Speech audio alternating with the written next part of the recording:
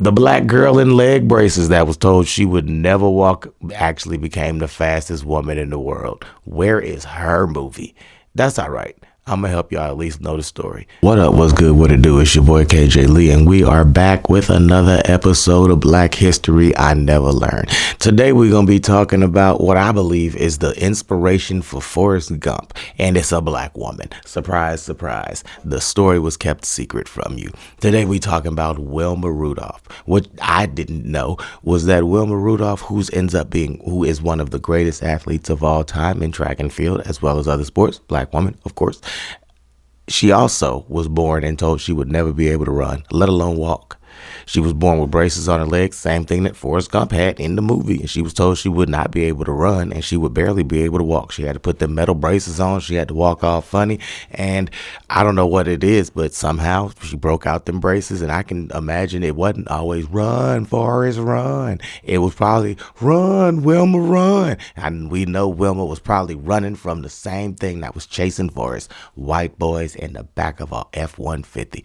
Anytime I see that F-150, I just be thinking racism. Like that old body, that one from the 50s, racist. Wilma Rudolph was a little black girl from a segregated town in the South. She was told she would never walk, but then what? She outran the world. She was born prematurely in 1940 in Tennessee, she was raised in, I don't know. She was born prematurely in 1940 in Tennessee, one of many children in a working class home. As a child, she battled pneumonia, scarlet fever, and even polio.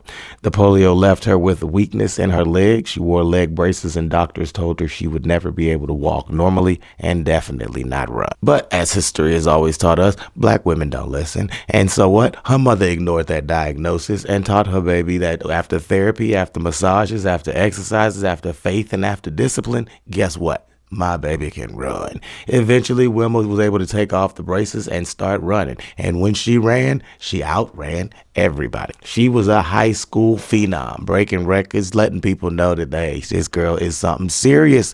And they was like, ain't that the girl that had the braces on? Yes.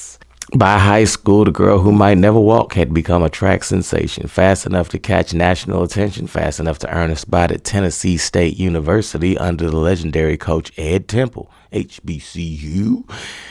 First taste of Olympic glory at just 16, she made the 1956 Summer Olympics. I don't know if y'all know, but that's some amazing stuff right there. She's a child running against adults. Helped the USA win a bronze medal. Most athletes would call that the peak for Wilma, but that was just the warm-up. Most athletes would call that the peak for Wilma, but that's just the warm-up. In 1960, the Rome would actually meet Wilma Rudolph.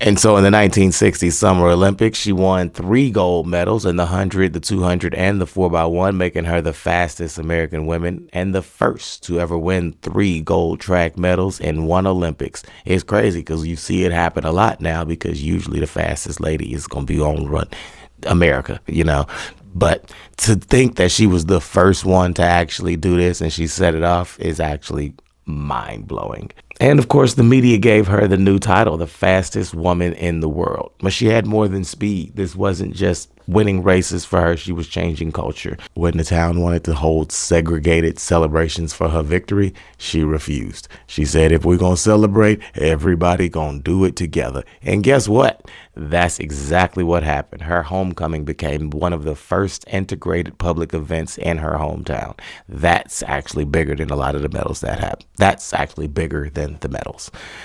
Life after track, she became a teacher and she became a coach. She mentored many young athletes around the world, understood that records fade, but legacy does not. Wilma Rudolph passed away in 1994, but her story still lives on.